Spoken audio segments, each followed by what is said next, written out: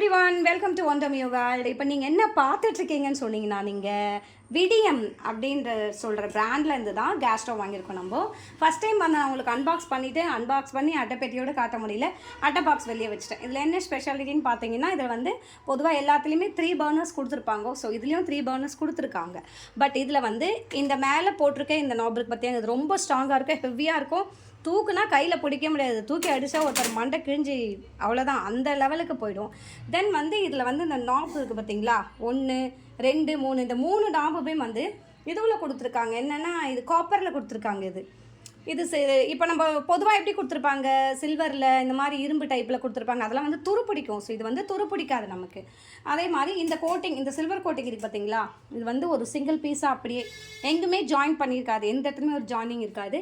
இங்கே கீழே பாருங்கள், விசேஷமாக இங்கே இது வந்து ரொம்ப ஹைட் இருக்காது, இவ்வளோ தான். இங்கே கீழே கொடுத்துருக்கிறது வந்து இவ்வளோ தான். இங்கே பாருங்கள், ஏன்னா ரொம்ப ஹைட் இருந்துச்சுன்னா என்ன ஆகும்னா, நம்மளோட இதுவே இப்போ இவ்வளோ ஹைட்டுக்கு வருது, இதுக்கு மேலே ஹைட்டில் கொடுத்தோன்னா இன்னும் ரொம்ப ஹைட் ஆகிடுச்சுன்னா நம்ம ஏறி நின்று நம்ம இப்படி தான் கலக்கிற மாதிரி இருக்கும் நம்மளுக்கு. ஸோ அந்த ப்ராப்ளம்ஸ் வந்து இதில் கிடையாது. இதனோட ஸ்டீலோட கெப்பாசிட்டி காட்டுறேன் பாருங்கள், எவ்வளோ திக்னஸ்ன்னு காட்டுறேன் பாருங்கள். இந்த இடம் இருக்குது பார்த்தீங்களா, இந்த இடம் வந்து அந்த மாதிரி ஒரு திக்னஸில் கோட்டிங்கில் கொடுத்துருக்காங்க. இங்கே பாருங்கள், இது எவ்வளோ கணத்தில் இருக்குதுன்னு பாருங்கள், சரியான கணத்தில் இருக்குது. உள்ளே வந்து இந்த மாடலாக தான் கொடுத்துருந்தாங்க, ரொம்ப நீட்டாக வந்து இதை டிசைன் பண்ணியிருக்காங்க. பட் நான் வந்து இதை வந்து ரிவ்யூனா எப்படின்னா நான் வாங்கியிருக்கேன், ஸோ அதை வச்சு தான் நான் உங்களுக்கு இதை ரிவ்யூ சொல்கிறேன். ஒவ்வொருத்தருக்கும் ஒரு டேஸ்ட் இருக்கும். இந்த டைம் வந்து நான் விடியம் தான் வாங்கினேன். ப்ளீஸ் என்னோட ஒரு சஜஷன் என்னன்னு சொன்னால், தயவு செஞ்சு யாருமே இந்த கேஸ் ஸ்டவ் தயவு செஞ்சு வாங்காதீங்க. அது வந்து நமக்கு ஆபத்து தான். நம்ம அதிகமாக ஹீட் ஆகும்போது அது வந்து பஸ்ட் ஆகி கண்டிப்பாக வெடிஞ்சிடும். ஸோ அந்த தப்பை நீங்கள் இனிமேல் யாரும் செய்யாதீங்க. ஒன்றும் இல்லை, நான் 2 டைம் வந்து நான் அதை யூஸ் பண்ணியிருக்கேன். 2 டைம் யூஸ் பண்ணி 2 டைமும் அப்படியே தான் வெடிஞ்சிருக்கு. இது எனக்கு ஒரு செகண்ட் எக்ஸ்பீரியன்ஸ். இந்த சைட்லாம் வந்து ப்ளைனாக கொடுத்துருப்பாங்க, இது கீழெல்லாம் ஒன்றுமே இருக்காது. இங்கே பாருங்கள், காலியாக இருக்குது பாருங்கள், ப்ளைனாக கொடுத்துருக்காங்க பார்த்தீங்களா, ரொம்ப ப்ளைனாக கொடுத்துருக்காங்க.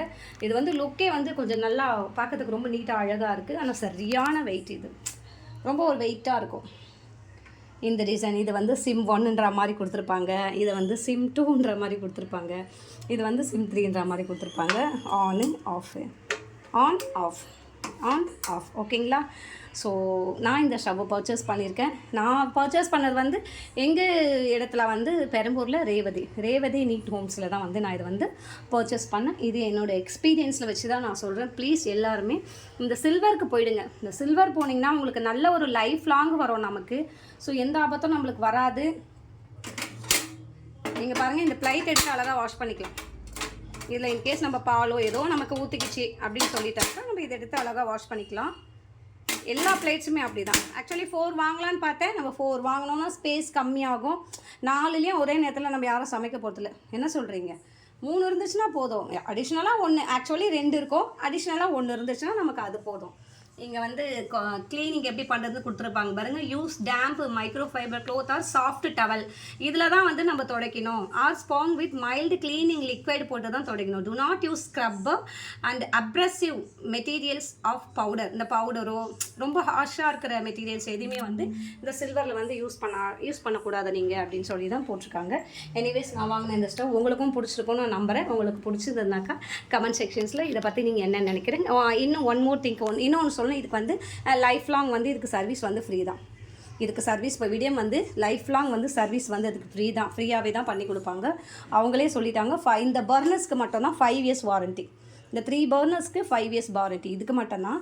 மற்றபடி இந்த ஸ்டவ்வில் எந்த ப்ராப்ளம் வந்தாலும் லைஃப் சர்வீஸ் அவங்களே ஃப்ரீயாகவே பண்ணி கொடுத்துருவாங்க. இது வந்து ஒரு பெரிய ஸ்பெஷல் அட்வான்டேஜ் இது.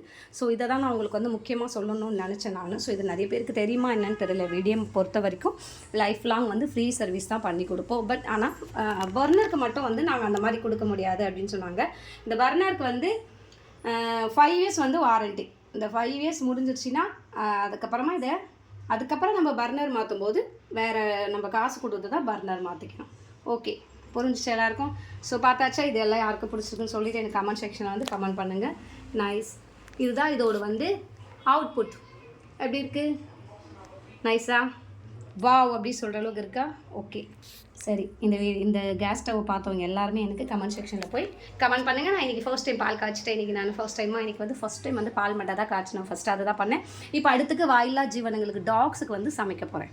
ஸோ அதுதான் எனக்கு பெரிய ஒரு புண்ணியமாக நான் நினைக்கிறேன். ஃபர்ஸ்ட் டைம் வந்து எங்களுக்கு சமைக்கிறதை விட டாக்ஸுக்கு தான் நான் வந்து ரெடி பண்ணி வச்சுருக்கேன்.